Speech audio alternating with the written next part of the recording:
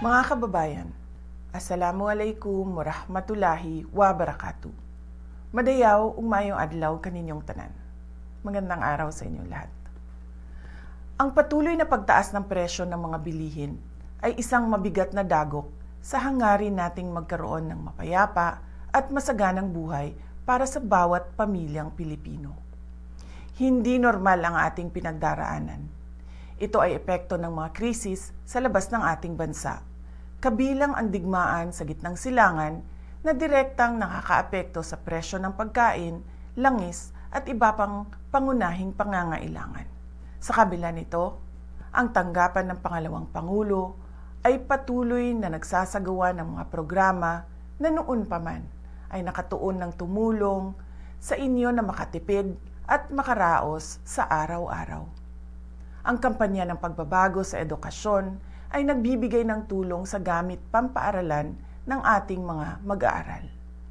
Ang bus ng OVP ay patuloy na nagbibigay ng libreng sakay para sa ating mga commuters sa Metro Manila, Cebu, Bacolod, Davao at Tacloban. Ang Magnegosyo Taday ay magpapatuloy upang mapunan ang kapital ng maliliit na negosyo.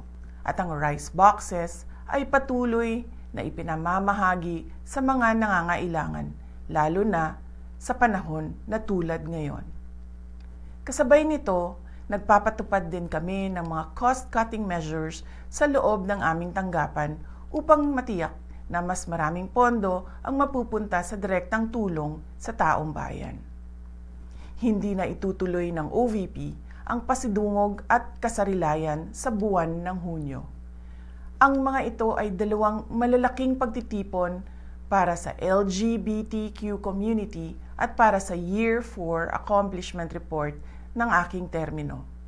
Sa halip ay nakalaan sanang pondo para sa mga nasabing aktibidad ay idadagdag na lamang sa budget ng RICE Project.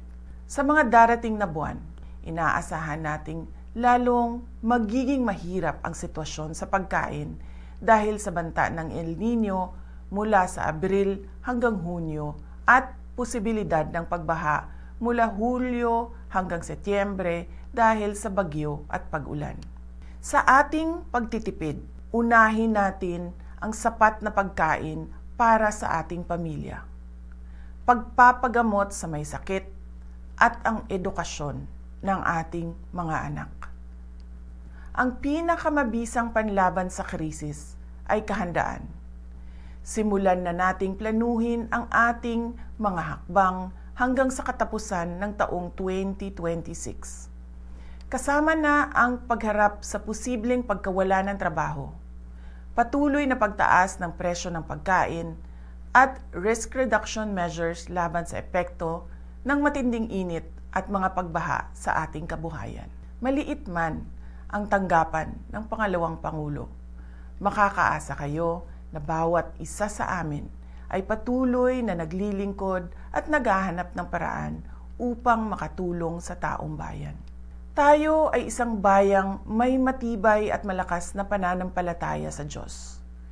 Kaya patuloy tayong manalangin ng taimtim at naway bigyan ang ating bansa ng lakas, gabay at pagkakataon tungo sa tunay na mapayapa at masaganang buhay. Syukran.